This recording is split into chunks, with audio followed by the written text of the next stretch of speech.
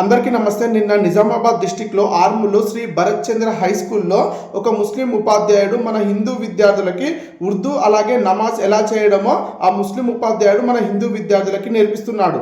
ఆ స్కూల్లో దాదాపు 95% మన హిందూ విద్యార్థులే ఉంటారు. వాళ్ళు మాత్రం 5% ఉంటారు. అయినా కూడా మన హిందూ విద్యార్థుల మీద ఆ ముస్లిం ఉపాధ్యాయుడు బలవంతంగా ఉర్దూ అలాగే నమాజ్ పాఠాలు నేర్పిస్తున్నాడు. విద్యార్థులు స్కూల్ నుంచి ఇంటికి వెళ్ళిన తర్వాత పేరెంట్స్ బుక్ చెక్ చేసినప్పుడు దాంట్లో మొత్తం ఉర్దూ ఉండడంతో తల్లిదండ్రులు షాక్ అయ్యి ఆ విద్యార్థిని అడుగుతారు, ఈ ఉర్దూ ఎక్కడి నుంచి వచ్చినప్పుడు ఆ విద్యార్థులు చెప్తారు, మా స్కూల్లో హిందీ టీచరు మాకు ఉర్దూ అలాగే నమాజ్ పాఠాలు నేర్పిస్తున్నప్పుడు తల్లిదండ్రులు షాక్కి గురై ఆ యజమాన్యాన్ని దగ్గరికి వెళ్ళి అడిగితే పొంతనలేని సమాధానం చెప్పినప్పుడు ఆ పేరెంట్స్కి కోపం వచ్చి అక్కడున్న ఆ ముస్లిం ఉపాధ్యాయుని మీద చేయి వేసుకోవడం జరుగుతుంది. కానీ తల్లిదండ్రుల ఆవేదన ఏంటంటే మా పిల్లలని ఆ ముస్లిం టీచరు ఎక్కడ తప్పుదారి పట్టిస్తాడని చెప్పేసి కోపంతో ఆ తల్లిదండ్రులు అలా చేయడం జరిగింది. అసలు ఆ స్కూల్లో ఉన్న 95% హిందూ విద్యార్థులకి ఉర్దూ మరియు నమాజ్ పాఠాలు నేర్పించి ఈ హిందూ విద్యార్థులను ఏం చేద్దాం అనుకున్నాడు? అసలు ఈ టీచర్ ఎవరి డైరెక్షన్ లో ఈ హిందూ విద్యార్థులకి ఉర్దూ మరియు నమాజ్ పాఠాలు నేర్పిస్తున్నాడు ఈ ముస్లిం టీచర్? ఇలా ప్రతి దగ్గర ప్రతి చోట హిందువులే టార్గెట్ గా, హిందూ విద్యార్థులే టార్గెట్ గా హిందూ మహిళలని తప్పుదారి పట్టిస్తుంటే